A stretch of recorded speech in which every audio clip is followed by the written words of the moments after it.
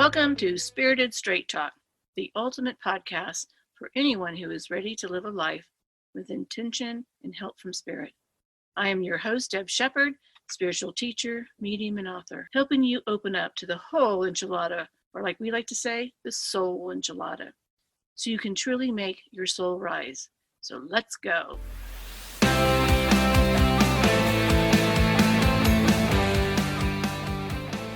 So, Deb Shepard, I get to interview you today.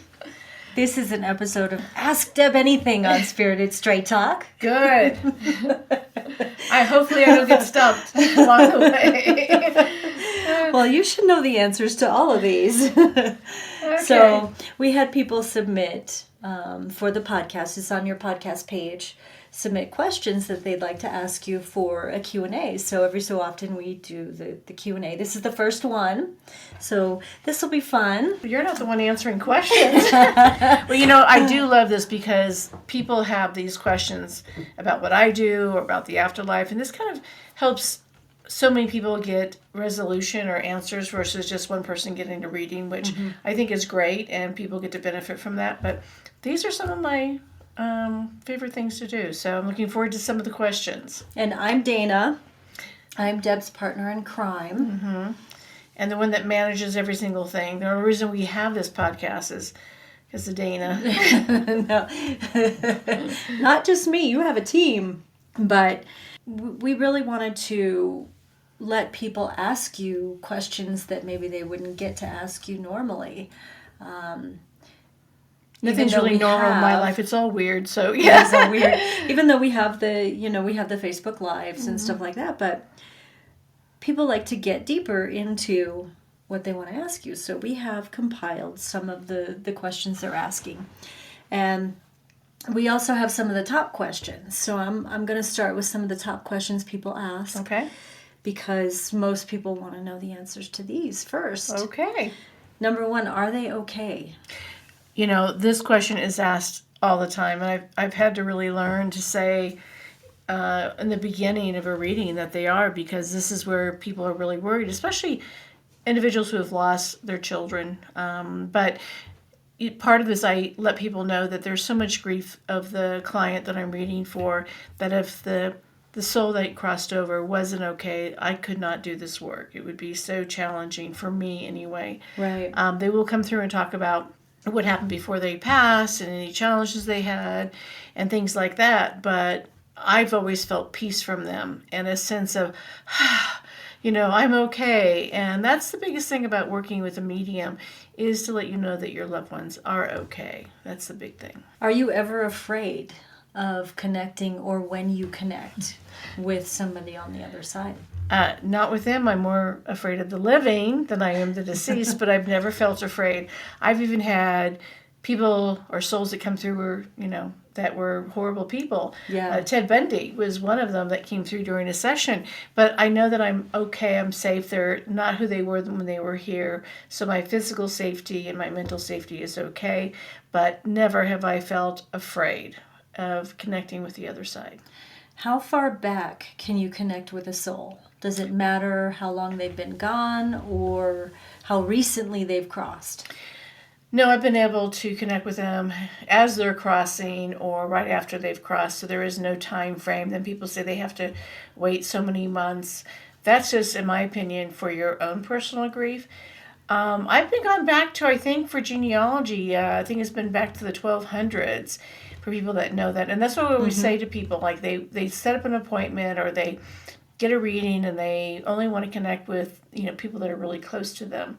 And what makes it unique is if you have someone that isn't your typical family member or friend that comes through, and so being very open to that. And those are some of my fun ones for me, because it kind of stretches my abilities. It gives me that curiosity and what we can do with these abilities. So yeah, there's no limit. Which is pretty amazing. It's cool. Because even for me, I'm like, wow, that's so cool. I think it's interesting, because you do past lives as well. And that's one of your favorite types of sessions too. Yeah. Obviously the healing stuff, the insight, but past lives, because you're able to go into somebody's past life and show them and tell them how it connects to this lifetime. Correct. So And some of it there is, you go back several lifetimes. there's some that I've done, and I know nothing about the person, and I start going to their past lifetimes, and I usually do 3 or 4, and then I go, does this make sense? And they go, oh yeah, and they start telling me the things they've done in this lifetime, including fears and their employment and education, and I find it so fascinating, and that's where it inspires me too, that this stuff is so unique and so wonderful to be able to touch into those kind of things. Yeah. Okay, so a big question you get asked: do you believe in reincarnation, and how fast do people reincarnate? Do you feel that your grandmother who passed away can come back in your child that's born a couple of years later? I don't think there's one permanent answer with that. The Buddhists believe that, first of all, yes, I do believe in reincarnation, and I've done readings, or I've seen things that have happened, and people have been studied for this, so yes, I do believe in that. The Buddhists believe that you reincarnate in 44 days, and to me, when you add 4 and 4 in numerology, that's 8, which means infinity, continuation, wealth, all kinds of different things. And when you look at the Bible, it says that the earth was created in one day. There's like this 7-day process. I think it's all a metaphor of days and time. There has been some research done where people do reincarnate within a few years of their passing. I don't think it's that frequent. And when we look at what's happened with the pandemic and other things throughout life, there's big exits where people leave. And I don't think we come back that quickly. I think it takes time. So I do believe that you will connect with your loved ones when you cross over. But I don't think there's one type of science or belief that says this is exactly how it is. I think there is I think there's unlimited ways that we can incarnate and change and evolve, and I think a lot of us leave and continue trying to evolve our spiritual lessons of enlightenment, but I don't think we jump back in the saddle that quickly. Do you think, and I think I've heard you say this before, but that you can sometimes, in meeting the soul of your ancestor, carry a piece of their essence? Absolutely. With you? So there's these layers, and this could be an entire podcast, but for people that have been gone for a long time, maybe reincarnated, what's called Akashic records, we can go into those records, which also has your past lives, and you can get information about who they were and what they did in that lifetime, or the lifetime that we... Who's we? You and your guides, yeah, you, right? me and my guides. The other part of it is that I think we're part of these soul groups, and parts of us come with an essence of our soul group, as well as if a child wasn't born yet and you've got these grandparents or great-grandparents that passed, they're all connected to that soul group, so they're going to know who they were and bring some of those personality traits. So the smile, the things they say, maybe their habits, maybe their hobbies, all those kind of things can be brought with them. That's so cool. It's interesting. Why didn't I get the scientific mind, or the thin, hot body, right? Well, this is kind of scientific. It's scientific. It is scientific in a different way. Yeah, in a spiritual That's way. true. I think a lot of people don't really understand this, or, well, none of us really truly understand it. We just do our best to try to realize what's around us. And I tell that to people, that you can ask 100 mediums and we're all going to have a different interpretation, and I think we want that. None of us know 100%. It's like you look at the Bible or anything, there's 1,000 religions out of one Bible, out of one book. We have a perception and understanding and experiences that we share, but I think there's always going to be ways that we're going to grow or change or look at things as time goes on and what happens to us. Mm-hmm. I'm going to have to throw a question out at you. What do you think heaven looks like? And I say heaven in quotation marks. Right. You guys didn't see her fingers. Because there's many different names for that. We can call it the afterlife. We can call it the other side. We can, a different dimension, heaven, whatever we recently saw the movie Soul, which is the Right. Disney movie, and Which they I have love. like a little tram, not a tram, what is it? A little platform that moves and takes them over, and it looks like it's a little bug zapper at the top. Well, one of my favorite all-time movies is Defending Your Life with Al Brooks and Meryl Streep, which has another idea. There's no dieting there, which is always what I'm saying. There's no dieting. I think heaven, in my experience, is another layer of energy or vibration. And I do know that they're always at peace, meaning that they're still working through their things, but they're not in that physical body that you and I have, that we're dealing with. Okay, taxes and COVID and, Speaking of taxes. Yes, taking care of our Yeah. business and our health. I mean, that's the human experience. Right. Where when I connect with those souls, they're not having to deal with that anymore.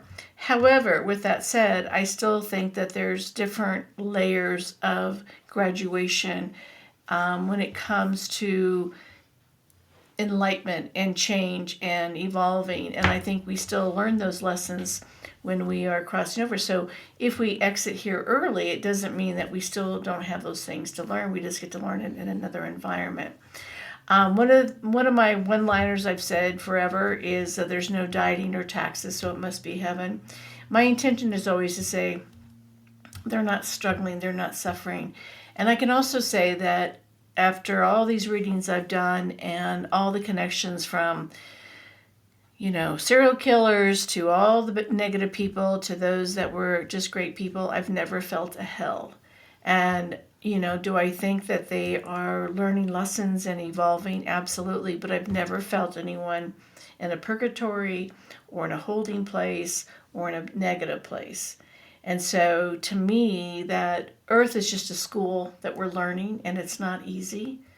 And that when we cross over, it's sort of a home situation where we're evolving and trying to figure out what we didn't learn and what we did learn and how to be just better, intense souls. So, speaking of when they cross over, do you believe that when somebody crosses over, it was their time to go? No.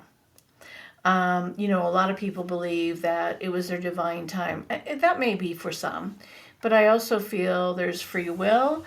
I believe our bodies are fragile. I mean, I look at COVID. I just can't imagine that many people, including children, made a choice to leave at that time. I think we're just fragile humans. Our souls are strong. And that accidents happen, cancer happens, murders happen, all these things that happen that crosses people over, but I don't think it's everyone's divine time. Maybe a few, but I don't think everyone was. You've never felt, I No. mean, because also when you feel souls cross over, sometimes they're angry that they crossed over Yeah. when they did. Sometimes they cross over and they're like, what the Heck yeah! and it's not that they're angry about being crossed over. being in the afterlife, They're just yeah. upset that they wanted to be here longer. So if you think about 9/11, or you think about certain things that's happened where people were taken earlier in life, maybe a tragic car accident, things like that.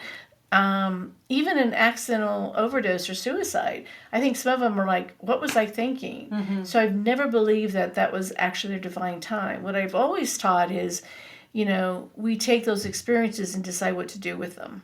So not everybody chooses their time. It's not a predestined, I don't I'm think choosing that. my time to go. I can't believe a 8-year-old child with cancer chose that time. I think we can learn from that information or learn from those experiences, but I don't think a parent that buried a child was divine.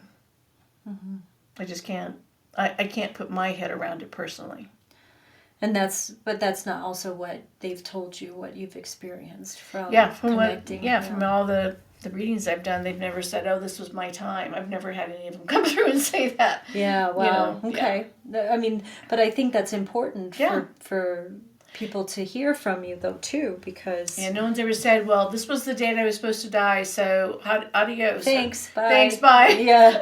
No. Yeah, no. So you get... Well, there's a couple of questions you get a lot.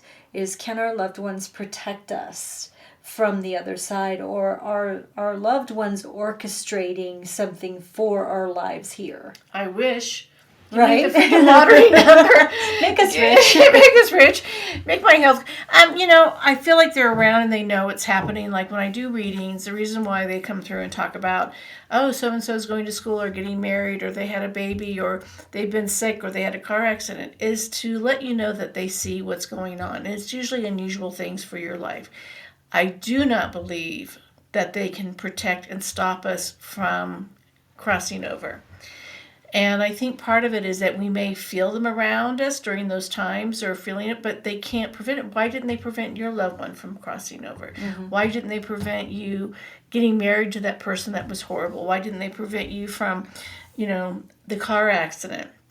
But they are around to see what's happening. They can't intervene. And that's what people ask me, are they watching out for so-and-so? Well, they're watching, but they cannot prevent them from learning their own life lessons. Okay. Which that's, I think, important to know as well, because I think a lot of people have the misinformation or misunderstanding that our loved ones can intervene and either prevent things or make things happen. But boy, I would be asking a lot, and if that happens, I'm a little ticked off at my family and friends. Right?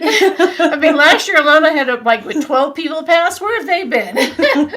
Where are they helping out here? Exactly.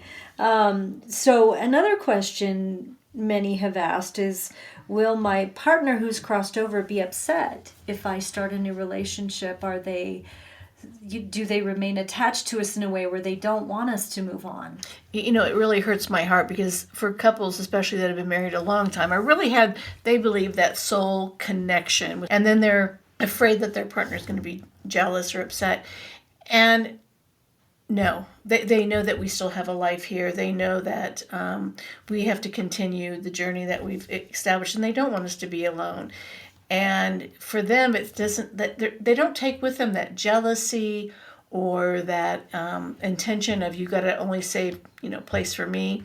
And what I say to people is, your heart has room for a lot of loved ones. So whether it's your fur babies, your children, your grandchildren, your friends, your heart is capable of loving multiple. So when you fall in love with somebody else, it doesn't mean you take out that person that crossed. You still have room for them. And just remember, you're not replacing them, you're just adding to your heart. A couple of really important questions that people have asked. We put out some posts on social media to really find out what people want to ask, what they really want to know. And there's two that I want to leave for the end. So two big ones. Okay. That people have asked. And Should I be nervous? No. Okay. No, I think you might know the answers. Okay, good. You psychic, you. So let me just say to everyone, this is my experiences. This is what I have learned. If you've had a different experience or you've gone to a medium that said something different and it really resonated with you, I'm not here to change your perception, your feelings, your faith, what you believe. I'm just saying here, this is my perspective.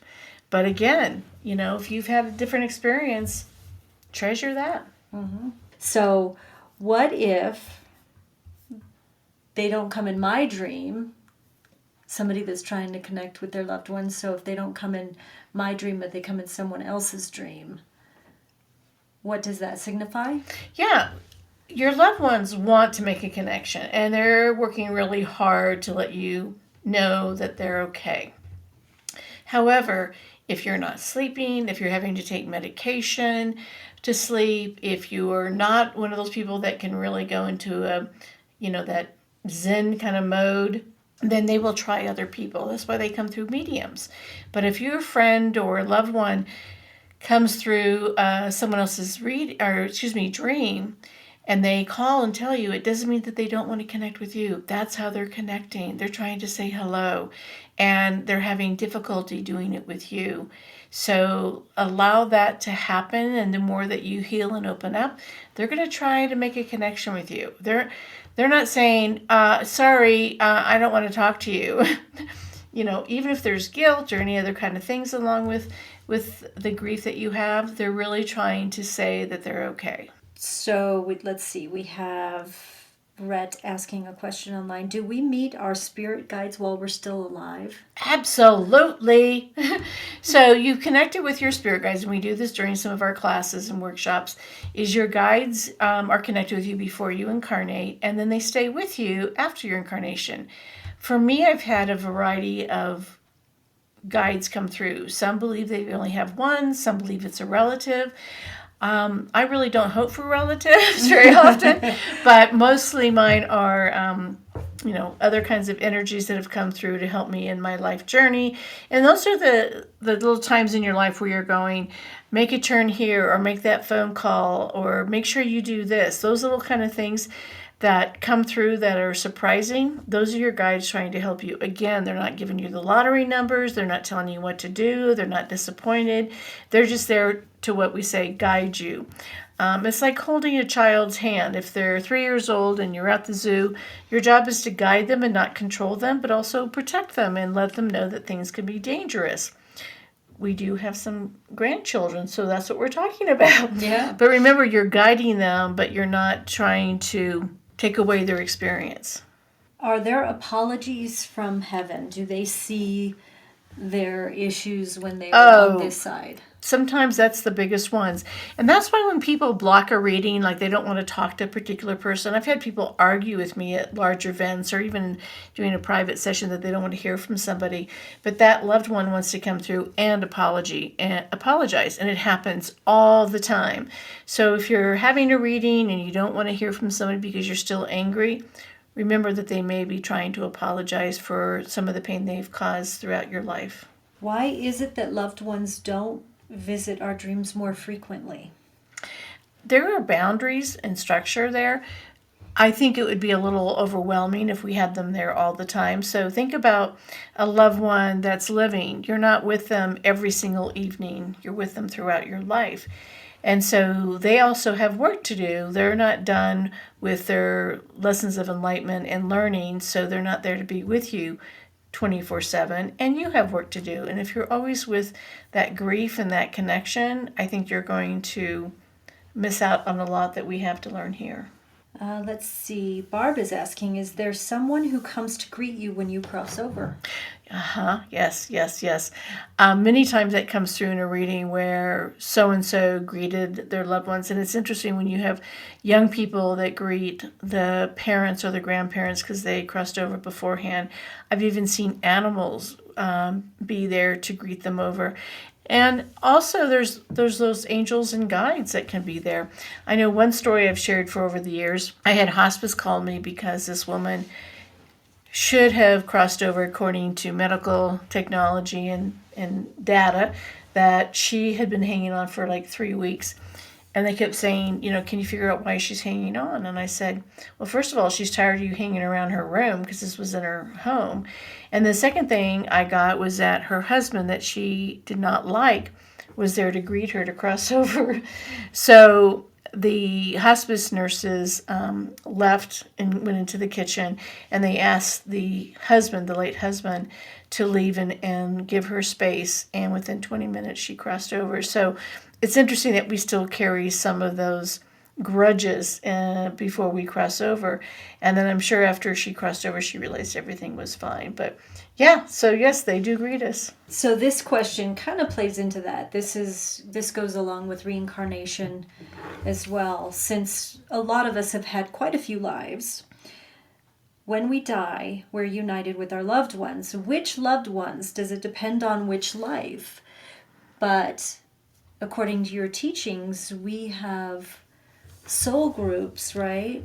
Can you explain a little bit more about that? The best, and this is a great question. I haven't been asked this one, but I think there are different layers to it. And I think what we expect on a human level is this is our expectations because we're kind of one-dimensional. When you cross over, you look at the layers of lessons and the layer of teachers and the layer of soul groups that you're connected to. And that's why it takes time to be able to do that process. But I think a lot of the ancestors, when you look at past lives, continue with us throughout our lifetimes.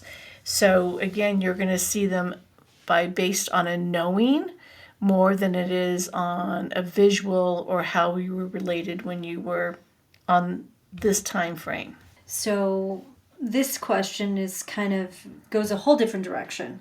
Do you connect with missing people? Do you work on like cases? For instance, the Kelsey Barrett case somebody brought up specifically, which you spoke about on a radio show prior to them finding her. Oh, is this the one that was killed by her boyfriend? Yeah. Okay. Yeah, that recently concluded. Yeah. So yes, I do. I work with some groups too, and detectives. The Find Me group. The Find Me group on these things. And it's sort of a needle in the haystack. I enjoy doing it because it's outside the realm of someone, personally grieving. It's more about let's see what we can do. And with Kelsey, they asked me on the air, but I wouldn't answer because it was such a new situation. I kept saying there were two people involved, and definitely the boyfriend, and I knew that she had crossed. But, to say those things on the radio and to hurt the family is not something I want to do. You have strong ethics and boundaries when it comes to the work you do and your abilities. And some people like to, I understand it's a showy thing, but to me it's really honoring the family that's left behind, dealing with it. And I will work with detectives depending if they're open to this. And with the Find Me group, I work with that and get what I can. And I get to do the easy work. I get to see if they're a serial killer or if it was, a relationship where someone was jealous and kind of give that information where they have to do the rest of the work. I know there was a case here in Colorado. It was the Hammer murder. Mm-hmm. And when it was brought to me a few years back, I said, this is a serial killer. And they said no. And so I drew, I think it was I-25 if you're in Colorado at main highway, and I said there's a housing development here and a housing development here, and this person. So you drew them a map. Drew them a map and said, this person murdered here and there, and eventually they didn't share information. And then recently we found out it was the same perpetrator, and the guy was in prison, I think in Nevada or something. Yeah. That he was in fact he had murdered several other people and tried to murder several other. I've done cases where a child was murdered and they couldn't tell who, and I wrote down, I drew the crime scene, I profiled the perpetrator, and it was actually a child psychologist this kid was seeing. Oh, geez. So, it's certainly not happy moments, but it's good to be part of it. And they did find out that this psychologist was the murderer. So, I do the easier part, I guess I should say. And you do the pro bono work. Yeah. This is all pro bono work that you do through the Find Me group and through detectives reaching out to you, which is really cool. But it's also tough because... Especially when it comes to kids or... Yeah. So a lot of these murders are kids involved and... Or missing children. Mm-hmm. But yeah, I do that work, and you use different skills. So when I do a reading for someone who's lost a loved one, the skills that you use are very different than when you do a cold case or missing person. How do you really teach yourself to let go of things you absolutely have no control over? So we just did a podcast on control that went out last week, but this is a question that somebody asked as well. Is there more to the question? I guess how do you... That's the question. How do you teach yourself to let go of things when you don't have control? And I'm assuming that it's creating extreme anxiety for this person. Right. I think there's more to that question. Like, I'm not a big believer in teaching letting go, because I really feel like when you try to let go of something, there's more underlying areas of things that we need to work on or understand. And if you try to let go of this, what else is going to show up for you? Mm-hmm. So the letting go is, have we learned the full lesson? Do we understand our voice? Do we understand our power? Is someone trying to control us? All those things, in my opinion, are part of how to let go. And I don't think that we can truly let go of something if we don't understand all the depths of a situation. When you get to all of that is when you can finally say, I don't have to hold on to this any longer. Mm-hmm. But to me, it takes a lot of work. Yeah. So somebody asked how you connect with the other side. Is it they knew that, I guess they had a reading with you, so they knew that you coughed when somebody had a lung issue, but they asked for more information about how you connect with the other side. Dana usually explains this before a session, or Jennifer does, or someone does Usually before. it's me, yeah. Dana before a group. And, all of us mediums are a little bit more unique than others, and so we use different senses. We use different kind of frames of things, like from our own life experiences that we see. So there's visions, there's smell, there's tasting, there's hearing. As an empath, I will feel parts of my body, like the coughing. And you just kind of combine those things together to be able to interpret a message. And you have a little movie playing inside your head at the same time. Yeah, right? that's the reference part. Like, you'll see something. Like, I remember, this is years ago, and it's happened since then, but I drew a floor plan in an outdoor area in the house, and they go, yeah. Well, it happened to be a great aunt's house that I'd been to years ago that I had seen. So it takes from your point of reference that you're able to draw upon. So they show you what they want you to see so that you can understand the communication from the other side. Correct. So sometimes people want to know a nickname or those kind of things. If it's not a reference point for me, then sometimes there's a struggle. Like, we can hear music, I can taste things, I can... Who's we? I'm sorry, me and the other side. You and your guides, huh? Me and my guides and the loved ones. But it like any kind of profession, you are able to work through how to do kind of a shorthand to be able to interpret the information. And for some people, they think it might be wrong or it wasn't exact. And what we get is glimpses of information to be able to interpret. And So they show you things really quickly, is what you always say. Is like, it's quickly. real, like a vision, a feeling, a sound, boom. Yeah. And you interpret it that quick. Quickly. But you have all your clairsenses, so you know, you see, you feel, you taste, you smell, and you have that movie along with feeling things throughout your body. So, and then you get like the other part of it is the shorthand, the things that you know that someone maybe, I know it's female or male or with their personality traits. You kind of feel that in as it comes. So you see generations. Correct. So you'll see the generation based on where they fall on a family tree. Correct. And what I always love it when someone's in their mid-60s and they've only had one person in their generation die. Or their parents' generation. Yeah. What? So some people get really limited. And so for me, anybody that has ever crossed over in your world or bubble can come through. And we talk about it, your network. So if you Right. think about it being not only your family tree, but your Facebook network. If you think of your network as being like a Facebook network, there's people you don't contact all the time on there. But most of us up. have 500 to 1,000 friends. Right. But they can pop in. Yeah. So one of my readings from a few years back was a dear friend, and she was going through some different things in her life.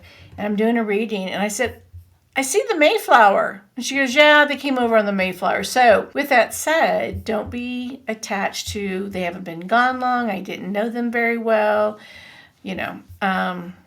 Anyone, I mean, if I ever have a reading, I probably have at least 300 plus people who have passed that could come through. And you have a big family, so I can imagine yours. Yeah. This big Hispanic family. I have about 50 million cousins because it was a huge Catholic. They all had 10 kids back in those days. So people go, well, I didn't know them. I mean, and all their first names are Mary. Yeah. Someone with a Mary, an M or an R. Hey, at least it's an easy reading. Yeah. But, I will tell people, probably one of my biggest pet peeves is when people limit who can come through. Yeah. I mean, if you want to put a kink in my hose, no. Yeah. We recently had a session not too long ago with somebody whose brother had crossed over. Years ago. They were very young. And the issue was they didn't want to acknowledge that loved one. And so that loved one kept popping in, kept making you circle around and around and around. And they had a loss of somebody else who they really, really wanted to connect with. So they weren't allowing... They dismissed everything else. Yeah, they weren't allowing the others to come through to open that door. And the big thing for a medium, for you, all of you to know, is we can't control who comes through. The only thing we are is a vessel, and we're open to who comes through. Your job is to be part of the reading and figure out who that may be. And it may not be who you expect. And I think for the work I do, that's my number one most challenging thing to do, is when the reading starts and someone's like, not even trying to figure out who it may be. Yeah, they just say no, because they have this idea of that one or two people that they only want to hear from those people, so they don't acknowledge the others, which makes it really difficult to get the messages. I'll get done with the session, and guess what I want?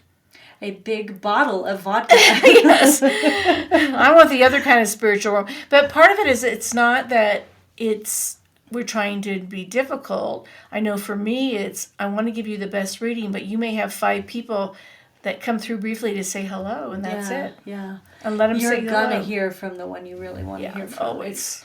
It's just be open. What time do they come through? Which is the next question. Oh, really? Okay. Is how do you... So this person wants tips on how to make the best of a first reading. They haven't had one yet, but they are going to have a reading with you. I must be psychic for saying those things. It leads right into that. Like okay. How to have the best session possible. So for me, and I'm not speaking for other mediums, I know a few other mediums out there say similar things than I do, so it depends on where you go. I don't want to know who you want to hear from. I don't want to know anything. I just want to know your name and that you want a medium reading. And then I will start bringing through people that want to say hello, or I'm sorry, or I loved you, or thanks for being there. And it may be someone from high school. Who knows how far back this goes? And so writing down everybody that you can think of that has passed. And seriously, for me, I mean, I've already had, I think, a couple of people this year pass, and it's only March 1st. Right. Last year, I think I had 10 or 12 people that had passed. And so just remember that over the years, you've had your parents' friends. Maybe you've had a larger family. Maybe you've been married more than once. And I've had people say, well, I don't want to hear from my ex-in-laws, or I didn't know them. I don't want to hear from my brother who died when I was 6. Yeah. So the biggest thing is that you won't get many of those, but you will get those people coming through. And what's really beautiful about that is there's no way I would have known that information about you. A good medium says, I didn't search your Facebook, I didn't Google you. These are people that you went to high school with or you went to college with.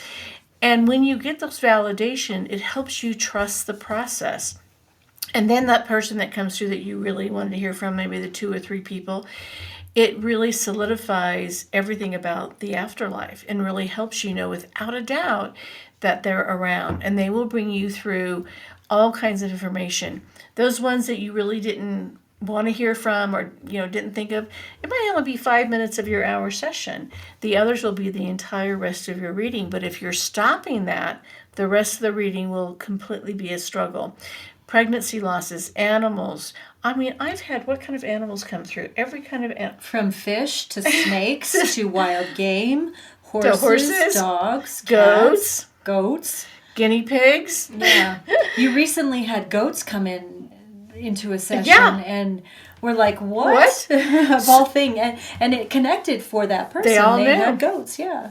So chickens, I think we've had, and pigs. Pet chickens, yep. So the more you allow to know any soul that has crossed over to come in your session, you will have the very best kind of opportunity to connect with the afterlife. It will help you open up to feel them as well. And that's the only thing I ask. Help validate those things and really write them down. So if you're at least 60 and you say you've only had 3 people die, I will challenge you on that one. And not really. It was just that And you will. You will do. Say, okay, wait a minute. Yeah. Think about your best friend, think of her your brother, network. think of your network, think of a neighbor, all those things. And you think, well, that's a lot of people. Yeah, but you don't know who's going to come through. I can only tell you who I'm getting. Mm-hmm. So, because you've seen it. Oh, I've seen it way too many times where people struggle with it. Or they're saying no, no, no, then they'll go, oh yeah, I remember. Yeah, but the really cool thing is they just have to trust you to guide them through the process, because they don't have to do much talking. They just have to, it's a yes or a no and an acknowledgement. Yeah. And you handle the process, you bring them through. They just have to trust you and be open. And it is, but people tell me is having this session is like 2 years of therapy. And I've had a lot of psychiatrists and psychologists that send a client that has had a lot of grief. Yeah. And then they go back to their therapy. Right. But lots of psychologists and psychiatrists send people to you when they're at that point in their grief. Right. Yeah. And so I just like being the messenger, and I hope some of these questions will really help people understand, like, oh, this is how it works, because these are very often asked questions in the 20 years I've been doing this. Well, that was awesome, Deb Thank you Shepard. for joining us. Yeah. Thanks, everybody, and we'll see you next time.